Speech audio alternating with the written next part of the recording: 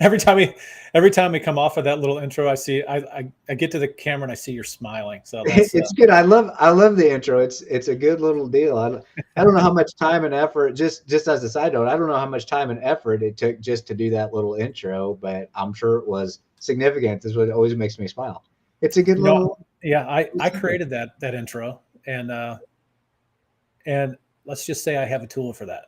Yes, I'm sure.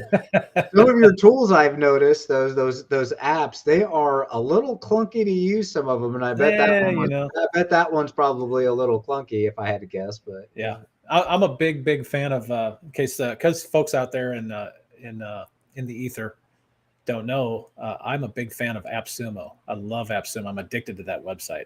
I do own probably somewhere in the range of 300 different softwares. Like it's a problem. It's a real problem. Yeah, he's not exaggerating when he says that either, folks. I can assure you. Like he always says he's got an app for that. And then my follow-up question is, well, how much time do I have to dedicate to figure out how to use the app? So, yeah. All right. Well, hey, welcome to the podcast, guys.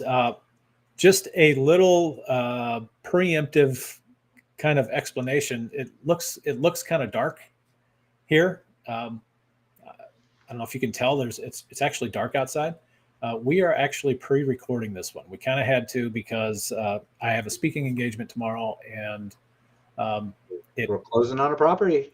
Closing on a property, and it conflicts with both of these items conflict with our normal 11 a.m. podcast. Of course, you will see this at 11 a.m. because that's what time we have it scheduled to go out. But just so you know, we're not going to be able to answer live chats. We are pre-recording this. But if you do have questions, feel free to put them in the comments of wherever you're watching us from. So, all right, I got that out of the way. Welcome to the podcast. Did I say that already?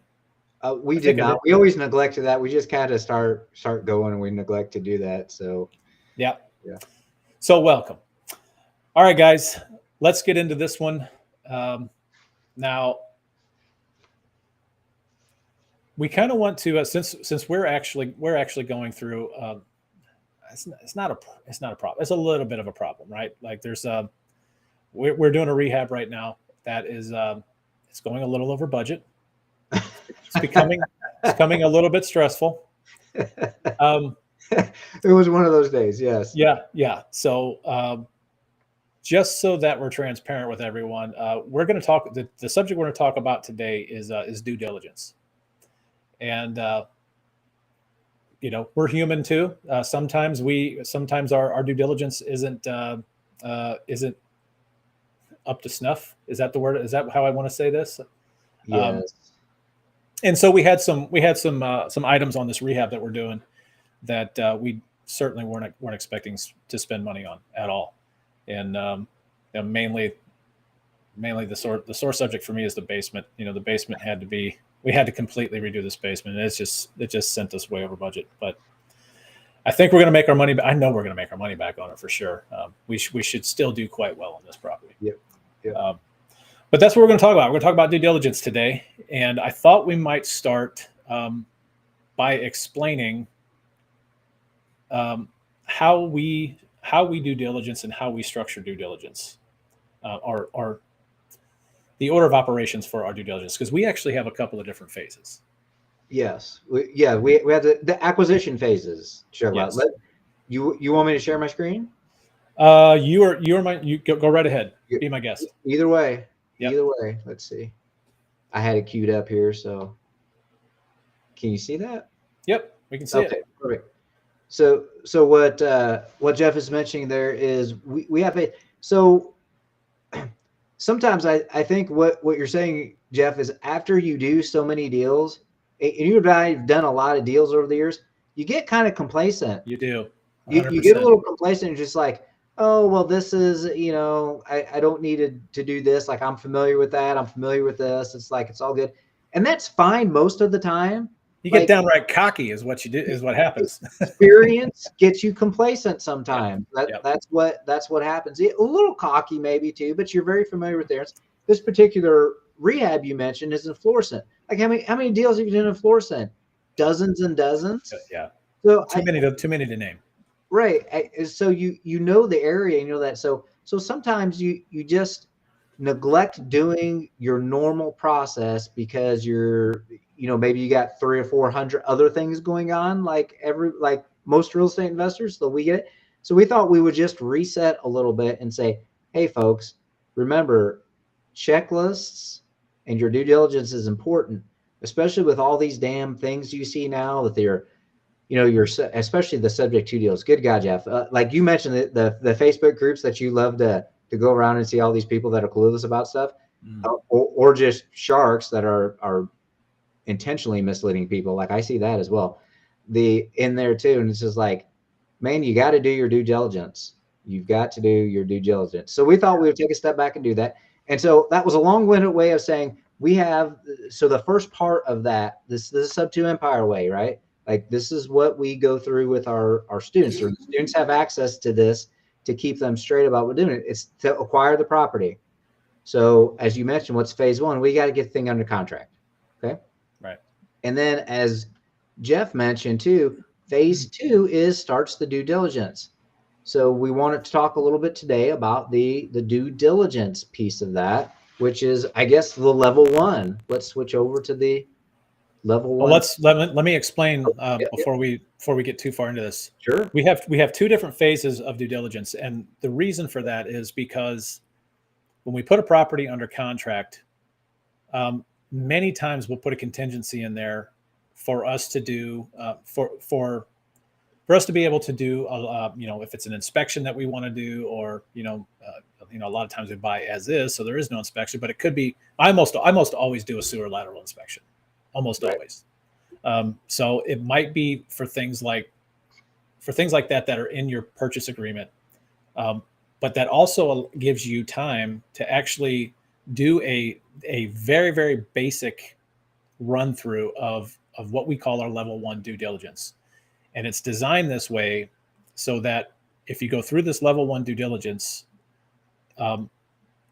you have at least you have an understanding of the deal that you're getting into. And so these are just really, really basic items on this checklist that you should complete prior to going, to moving forward with this deal. If there are items on this checklist that, let's say, for example, if we look at column two there, column two, paragraph two. Let's say, for example, that you're going to rent this property out.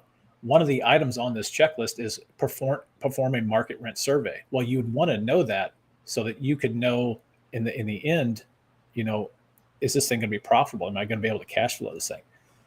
And so if you can answer these questions in the affirmative, then you have a good, comfortable feeling, and you can move on to, actually following through with a deal, not canceling a contract or anything like that. And then we get into, we go further down the acquisitions checklist, where then we later get into the really super deep dive in what we call the level two due diligence checklist. This is level one. So when we're going to walk through this with you. We're going to kind of show you, just walk through the checklist, show you, maybe explain a few things. Then we're going to get to the level two due diligence checklist. And that one is super, super detailed. Yeah. So anyway, let's go ahead and run through this real quick. So let's just reset back to an item. The checklists are designed to make sure that you keep yourself straight, right? It does not necessarily mean you have to check box every single one. You have to make sure that you're doing the due diligence that you're comfortable with. That says up here too. You have to be comfortable moving forward with the deal, right? And sometimes that means you don't even have the checklist or anything in front of you. Like you're just go, like Jeff and I mentioned too, like, the area, the properties, or you get complacent. But man, it sure is nice to be able to look, especially when you're busier than hell, is to say, okay, I'm not going to overthink this. I've got a checklist for this. I'm just going to get it out. I'm going to just make sure I don't miss anything. That's the purpose of the checklist. I mean, if you're new, it's self-explanatory, obviously. But even if you're a veteran, right? A veteran experienced investor, it's good to come back to that. And I find myself doing that sometimes too, especially when you get spread a little thin. So that's what, so the first part though, to get back to run it through this too, it's legal and title due diligence, right? So you want to open escrow up at a title company. And remember, we're using title companies that, that do what we want them to do. Right. Yeah. How else do you Yeah. put it? Like obviously they close the subject to deals, right? But you know, it may be a straight rehab, might not be a subject to deal, whatever it is. But you still want title companies that are investor friendly and will work with you, especially after you do so many deals. Like obviously they'll become friendly with you after you're closing so many transactions with them too. But we could just toss out a few names since we're going here. Remember, we're in the St. Louis area, so if you're watching this in the St. Louis metro area, like we love Vision Title, we love Freedom Title, and also True Title is rapidly going to the top of the list. Where the property we're closing tomorrow is with True Title. They have been fantastic. They will not do a subject to deal. They will not underwrite a policy for a subject to deal though. True Title. They are fantastic. They're a great title company, but they don't do subject to, unfortunately. I would say I think my advice on that would be my advice would be, I think, just to go in and just, if you really want to vet a title company really quickly, ask them if they'll write you a policy on a subject to deal. Subject to, right? If they close subject to deals, yeah. Yep. For sure. Okay, so real quick, legal and title due diligence. Of course, we have to get that contract over to the title company. A little bit of contention with item number 2 there, which is the affidavit of agreement. A lot of people, I get a lot of kickback for this. But the affidavit of agreement is from my point of view, it's a necessity. I really do think it can help out.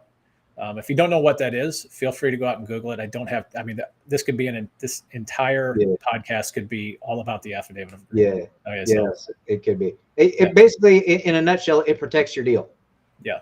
Right. Yeah. It protects your deal. It serves notice to the public that you have an interest in the property by basis of your contract on it. That's right. And you can have that title company you open escrow with record that for you. Absolutely. Yep. 100%. So that's why it's there. Yeah, for sure. So yeah. Item number 3 there is obtain a preliminary title commitment. Now, you're probably not going to get, most title companies that I know, they're waiting until like what? 72 hours. Yeah. 72 hours before you close, before they're pulling title. I mean, unfortunately, sometimes that's just the way it goes. But you request that. Remember, this is your closing. Yep. So you can vet the title companies and you request that before. Like, for instance, I mentioned that this one we're closing at True Title, it's not a subject to deal, but at True Title tomorrow, I asked immediately, as soon as we had the contract in hand too, I said, can you send the title commitment to me? And they had it within a couple of days. So it was very good. Yeah. Yep. Okie doke. Comps and value. Obviously, this is of utmost importance. Otherwise, this wouldn't be an investment, right? You have to know the value of your property. So you're going to order a comprehensive comparable report. If you don't have MLS access, you can go get this from an agent. Very, very common for agents to provide that for you. We want to review the tax assessor's property report. So it's basically just going out to the assessor's office on their website, and just taking a look and getting a feel for what the property's value is in their eyes, and also taking a look at whether or not there are maybe back taxes might be due, or there's other valuable information there. It's kind of escaping me right now, to be honest with you, but and then go ahead and pull your market comparables, your MLS comparables. Now you should get that. You should get a better idea, or at least a good idea, if you're pulling the comprehensive property report. But it never hurts to have different comparable. That property report is only going to give you, more than likely, I'm assuming you can. Ken, you're an agent, you know better than I do, but I'm assuming that you can actually pull you can put actives on there, actives under contracts, Yeah. withdrawals, all that stuff. Yes. And I just want to say something about that agent thing. The agents, 99% of the agents now are going to tell you, no, I'm not sending that to you unless you sign a buyer's agency agreement with me. This is because of the NAR settlement that just occurred and the fallout from that. So the MLS, the different MLSs across the state, some of them are abiding by it, some of them are not. Here in the St. Louis area, they are. So an agent might not be so willing to send that to you, or they might want a buyer's agency agreement. So to get around that, you need to be able to pull your own comps. We recommend, I was going to say, shameless plug one, we recommend PropStream for that. Yep. All right. There's actually a different podcast episode on PropStream. Like we had PropStream, Jeff had PropStream on to go through their platform, and you can get a great 30-day free trial. Just go watch that podcast episode. Go in there and get the information so you can get that in PropStream. And PropStream is for what you need here in level 1 due diligence is going to be just fine most of the time. Yep. Agreed. All right. So the last item there is you're going to review that current tax bill. Oh, sorry. It's going to be, I'm sorry. Oh, no, I'm sorry. We're still in comps. We want to do that market rent survey. Now you say, well, why a market rent survey? I want to emphasize the rent. Well, a lot of times, depending upon your exit strategy, if it's a rental, you're going to want to know that information anyway. But we actually use the rental information as a basis for our seller finance deals. Yeah. Right. So it's always good to know what properties are renting for in any particular area, even if you're seller financing to an end buyer. And you got to have kind of a basis for where you need to be pricing your principal, interest, tax, and insurance that you're passing on to your buyer. Yep. Next item on here is mortgage and lien due diligence. So obviously, if this is a subject to deal, that requires a whole different level of paperwork and items. And so shameless plug too, there's a whole subject to package that we offer. Okay. So if it's a subject to deal, this isn't necessarily going to capture everything you need to do there with those documents.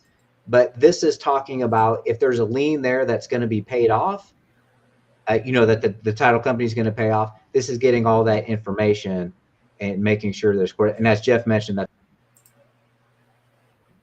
other liens on there. On there. Thanks. I appreciate that. I saw it went right over my thing. Not that matters anyway. I appreciate that. But so that's what the mortgage and lien due diligence is getting at there too.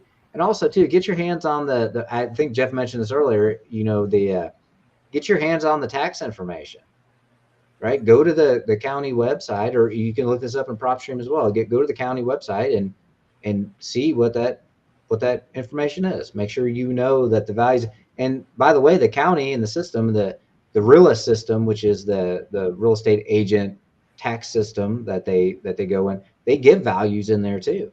Mm-hmm. Like the Zillow's estimate. So you can get a lot of information if you can get to those current tax bills. That's right. All right. Next up is the physical due diligence. This is, this is things like your property inspection checklist, getting all the photos of anything that needs to be repaired. We use at that very top line, we say best and worst. So take pictures of, have a group of pictures that are the best aspects of the property, and then also you want to be taking pictures of everything that needs to be repaired or some of the worst aspects. And then use your property inspection checklist. We're not going to go through that today, but you should, if you are walking houses and you're out looking at houses and talking to sellers, it's a tool of the trade. Have a property inspection checklist with you with all the items. That, there's plenty of them out there. You can go out to really just Google search it. You can find some really, really good ones. In fact, I think that's what we did initially, was just kind of looked at just found a conglomeration of different property inspection checklists and kind of put together what we thought was important.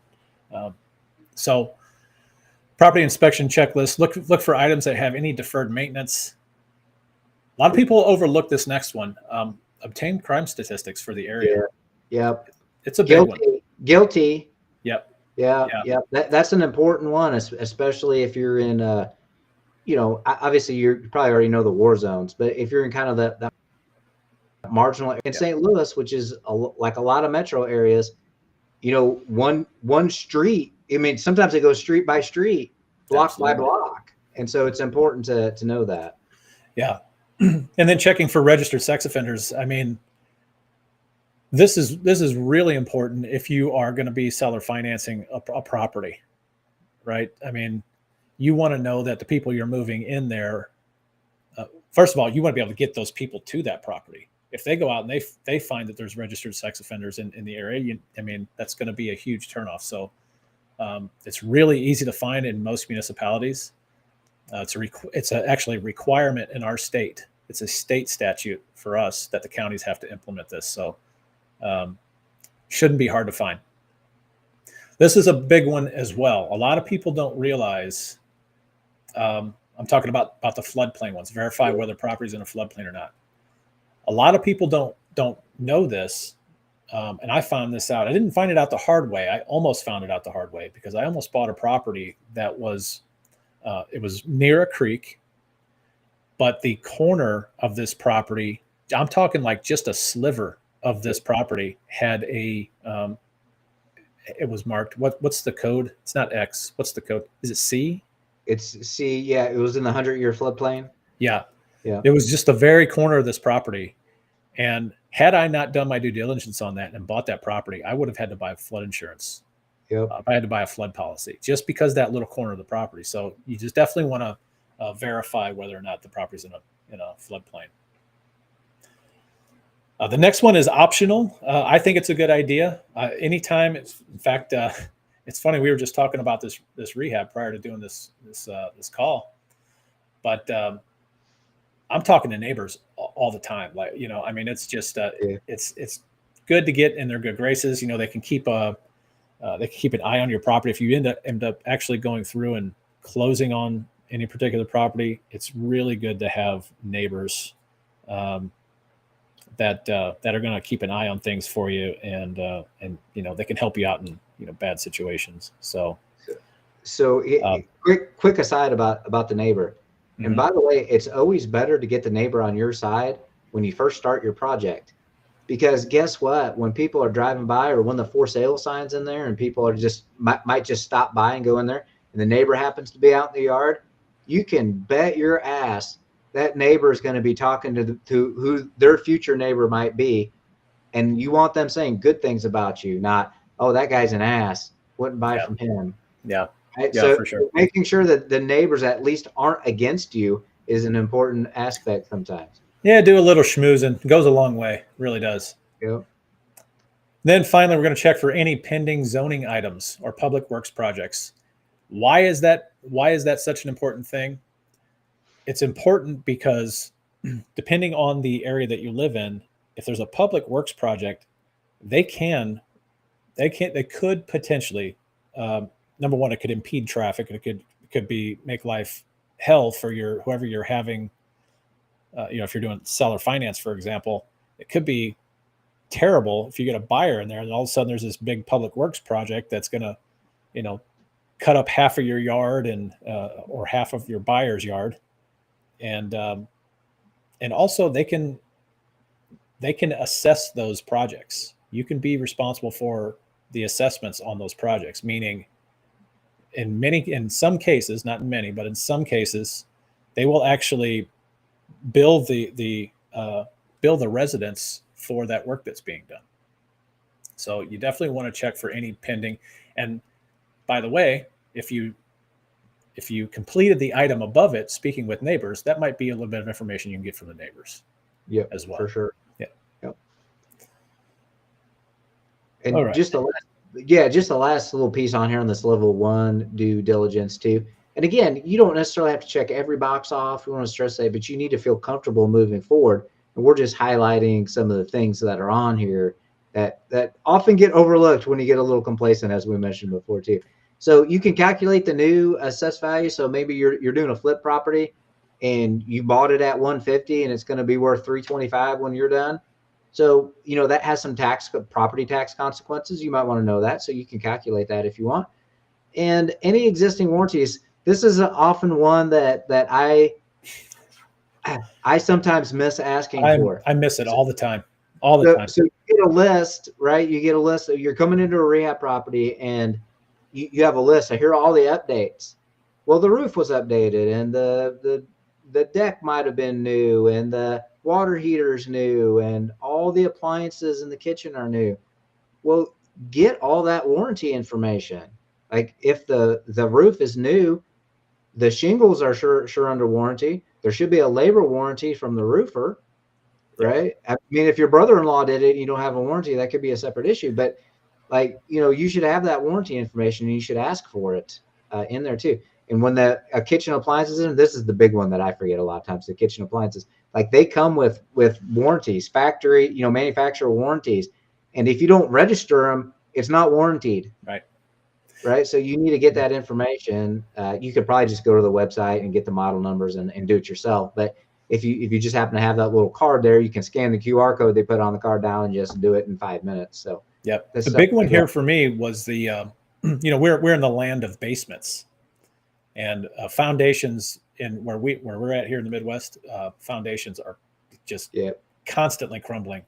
So when the homeowners have those repaired, a lot of times those are transferable warranties. Well, if you fail to get a copy of that warranty, now you're later down the road, if that repair happens to fail, now you're running around trying to find who did the work, is it warranted?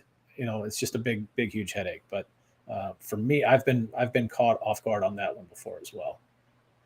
Yep. And so that's our level 1 due diligence checklist, which, as we mentioned, is phase 2 in the acquisition process. So that's where that comes in. Just to refresh right there. All right. Phase 2. And then real quick, we can jump to, if you want to jump, we'll jump to our level 2 diligence. It was actually phase 4 of the process. And I kind of skipped over this too. Phase 3 is protect your deal. This is where you want to make sure your affidavit of agreement is recorded and all that stuff too in the acquisition checklist.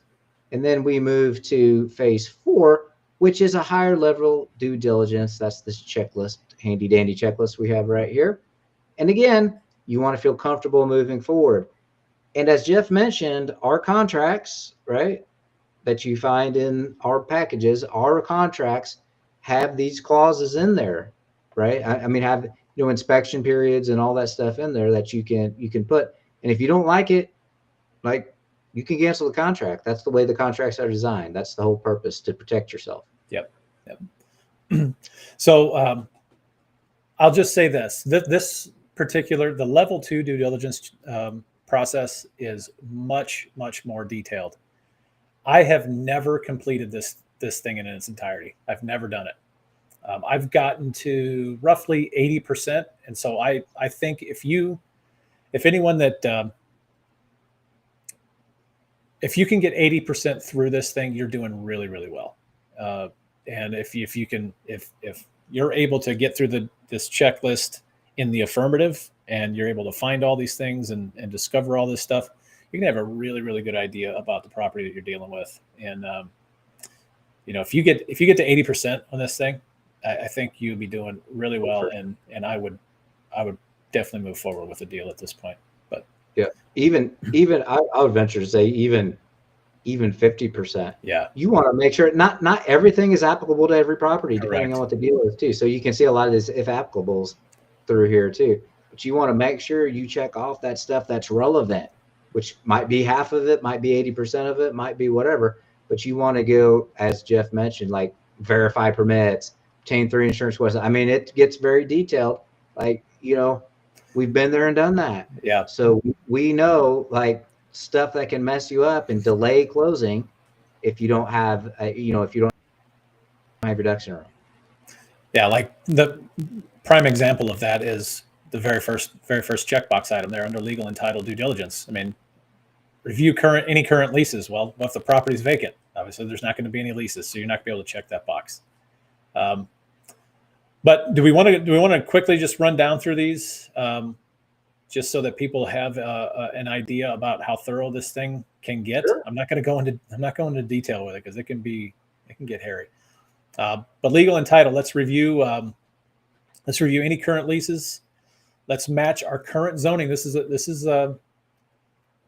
I've been caught on this before in a mixed use property, but you definitely want to make sure that the zoning, particularly if you're buying commercial, you must do this. You have to do this because actually we had a commercial property earlier this year, and we found this out. We found some issues with the zoning. Luckily, we were able to sell that property and didn't have to mess with zoning or anything, but did give us a little bit of a scare, right? It was interesting because the level of zoning was much higher than what we were being told we could use it for. Yeah. So we were questioning some things. It's just like, well, we've got the highest damn level of zone, or I think it was the second highest level of zoning, and you're telling us we can't do this? Like, doesn't make sense. It's listed right here in your own. Right. But that's the pleasure of working with the counties, right? Yeah, so. For sure. Next, we're going to verify current code compliance. And so this could be anything from, it could be anything from unpermitted work, which is actually the next item on the checklist. But it could be anything from unpermitted work all the way up to, or all the way down to, unpaid fines for tall grass or things like that. Yeah. So it's not necessarily just the building itself, the sticks and the bricks. It actually has to do with, if you have, in fact, I just got done talking to one of the inspectors over here in a municipality close to us in St. Anne. And they charge $500 per cut if they have to cut the property. And then they put a lien on the property. Yeah. $500 a cut. That's insane. And just to talk about the permits, remember that little addition, we got a lot of 2-1, 3-1, 3-bedroom, 1-bath, 2-bedroom, 1-bath houses like in St. Louis City and here. And a lot of people like blow out the back and put a little addition on the back or whatever, just get some more space. Well, you would be shocked and stunned about how many of those are not permitted. Mm-hmm. Like they just did it many years ago. And they've lived in it for 30 or 40 years and no one said boo because it's not been a big deal. But now when the property changes hands, right, and you have to get an occupancy inspection and the inspector comes out there and goes, yeah, this has got to come down. This isn't permitted. Right. That's a problem. Yeah. And I shit you not. They say that. Yeah. This is not permitted. It's got to come down. Yeah. That's definitely happened to me before. Yeah. All right, next one. Obtain 3 insurance quotes. We don't do this all the time. We've got a good feel for our insurance guy, but we do have, I believe, don't we have 2 different insurance carriers right now? We have a couple. Yeah, we use a couple of different ones depending on the type of But yeah, it's going to vary. I mean, I've got here's a perfect example. I've got a property right now I'm getting ready to sell. It's got asbestos siding on it. I went to Shelter Insurance. They insure rental properties. I went to investment properties. Went to Shelter Insurance. One of the reps took a look at it. Went out on the county and found out, because the county actually reports what type of exterior it has. They found that it was asbestos and they refused to cover it. Went to another shelter guy, same company, same insurance company, different guy. Yeah. No problem whatsoever. Yeah. It's crazy. It's nuts. So obtain 3 insurance providers. Eventually you're going to get to a point where you're just going to probably just be with one.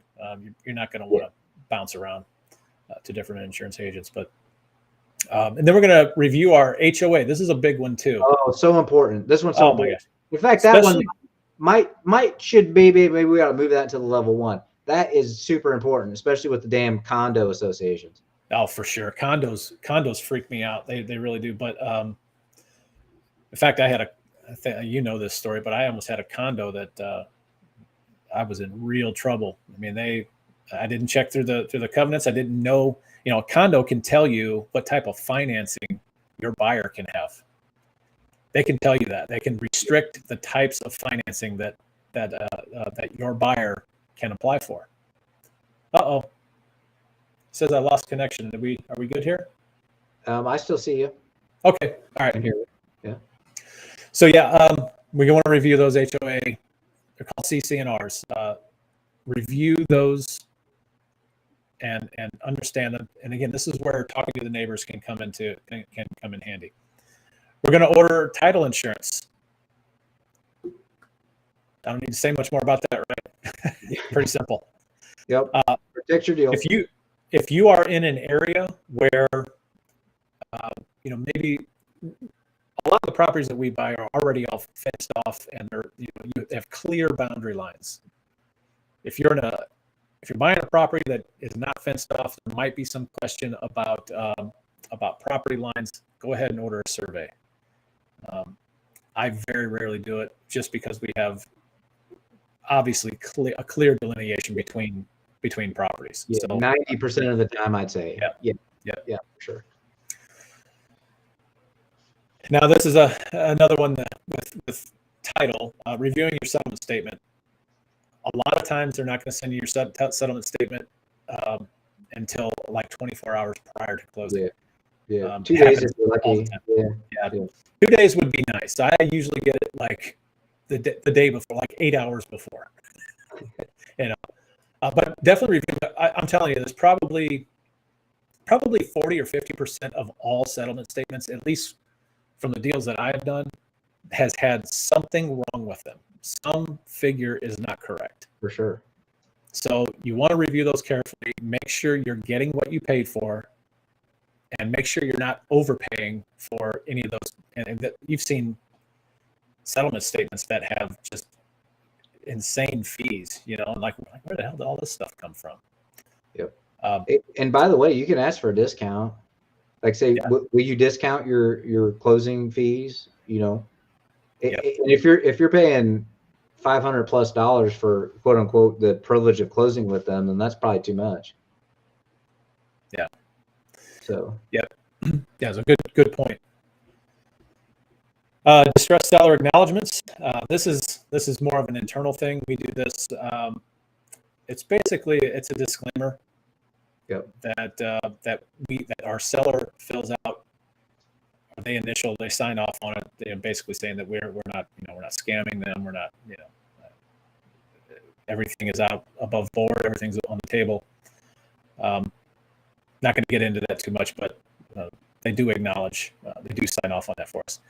And then a release liability is kind of the same thing. We have a standard form that we send in for every closing that gets signed at the closing table, and release liability. That's just kind of it's self-explanatory, really. Yep. And also too, let's just go back to the shameless plug. Both these documents are included in our subject to document package. Just FYI. I'll throw that back up. And you can use them not just for sub 2 deals, but specifically the seller acknowledgments designed to cover your assets, right? Yep. Cover your assets with both those things there. So. And then these other items are pretty self-explanatory, Jeff. I mean, you can get an appraisal if you want. Sometimes the comps are really strong and it's obvious. You can also, it's not on here too, but you could also do a BPO, a broker's price opinion. You can pay for that. Typically, it's about half as much as an appraisal. So you can decide what you want to do there. Again, mortgage and lien due diligence. In here, this is kind of talking about if there's a distressed situation, discounting the liens, like there's multiple liens, maybe there's judgment liens, and a lot of investors stay away from properties that have multiple liens, but not Mr. Kaufman and I. Like we're like, okay, well, we can solve those problems, right? We're here to solve problems, so that's what that's on there for. Can we? I do want to expand on that because I think that's something that people overlook a lot. Sure. They overlook it a lot, especially if you're going to buy a property subject to. That doesn't mean that you're just buying or that you're beholden to just buying the property with the mortgage in place. You can buy it with other liens in place too, and those are, I won't say they're my favorite, but I like them. But what people don't understand is there's an opportunity here where if you if you were talking to a seller and that seller knows, like, I've got $10,000 worth of liens on this property. Well, Mr. Seller, how about this? How about I'll take over your property. I'm sorry, I will start paying on your mortgage, and I'm going to take care of these liens for you. Right? So that's an incentive for that seller. That's less that the seller has to worry about. Meanwhile, what you can do is you can turn right around, call those lien holders, negotiate, tell them you're going to buy the house, and you can negotiate those liens down. Yep. So there's instant savings there. 10 cents on the dollar is not uncommon, by the way. I'll tell you, I had one that while we owned it, the previous owner had passed away, but we did not know this either. She went into she started collecting on her Medicaid benefit, and to the tune of $80,000. There was an $80,000 lien on this house when we found this out when we went to sell it. It was a flip. Rehabbed it and flipped it. We actually called, I forgot the name, Missouri Health Net, I think is what it's called here. They're the ones that manage it for Medicaid, manage the Medicaid benefit here in Missouri.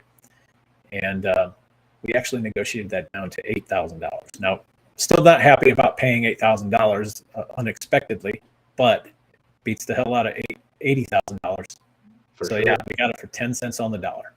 Yep. So. Yeah. And one of my favorite ones on here too is this HOA clearance letter. It could be a condo association, it could be whatever. Here in the state of Missouri, you actually have to have a condo resale certificate if it's truly a condo. But this HOA clearance letter, and let me just tell you, like, we're among friends here, right? This is getting to be the biggest bunch of bullshit I've seen in a long time. Like, it doesn't cost $350 for someone to send a goddamn letter. It just doesn't.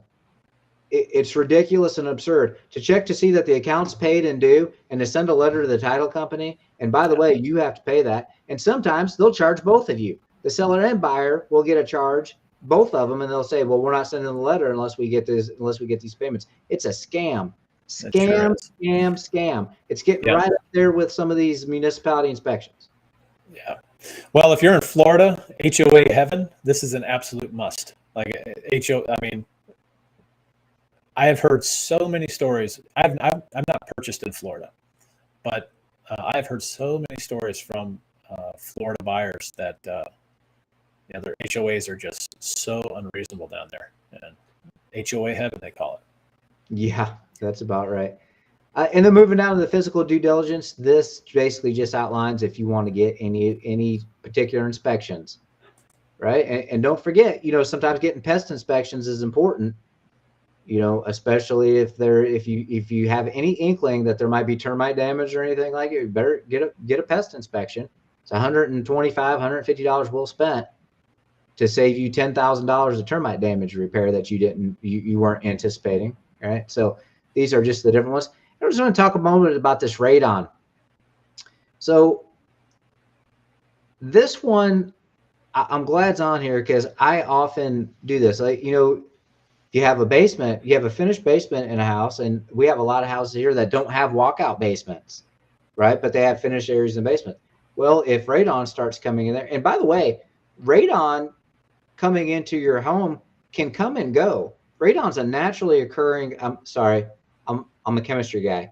I used to teach chemistry, so just stay with me for it. Radon's a naturally occurring gas, and it gets locked inside rocks. And so sometimes when things shift, radon gas comes out and then it's gone.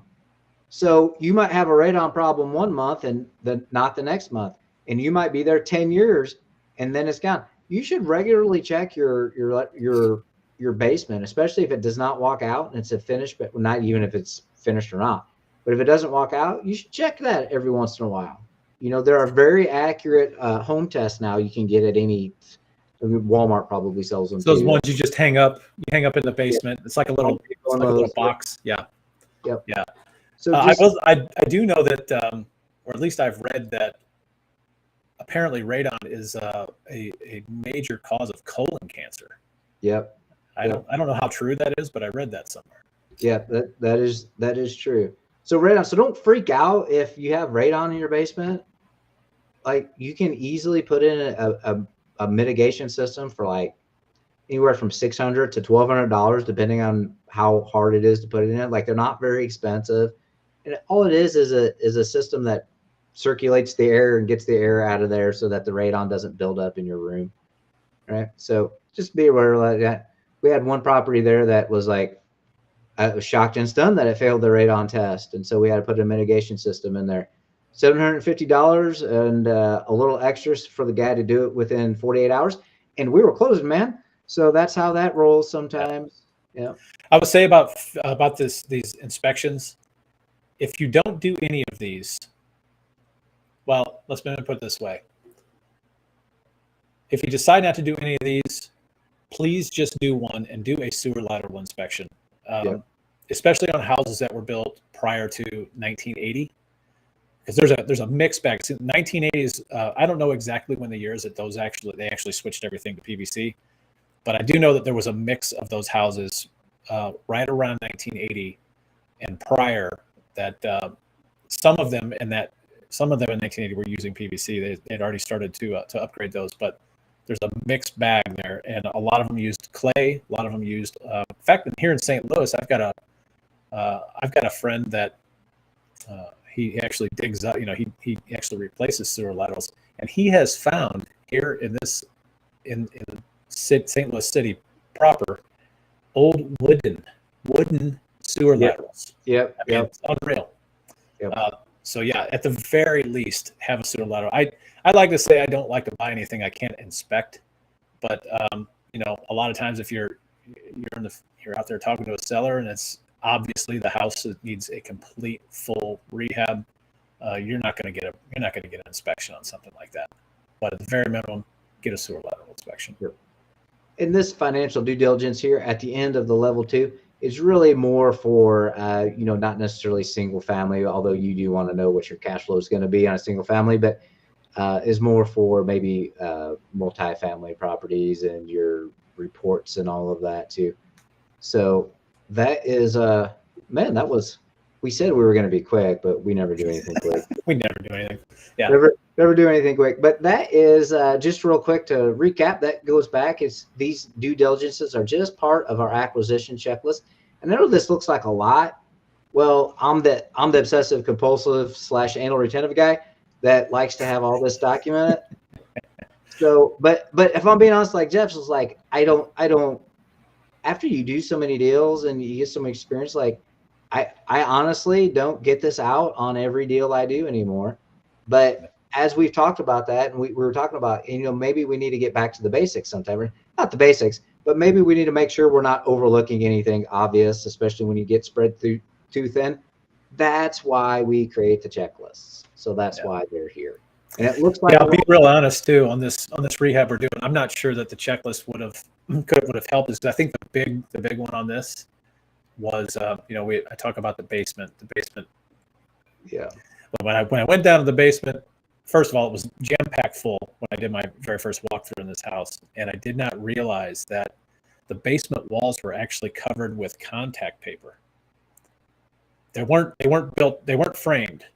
The actual concrete was covered with contact paper, and I thought it was framed. It looked like framed. In fact, it even had wood trim. It had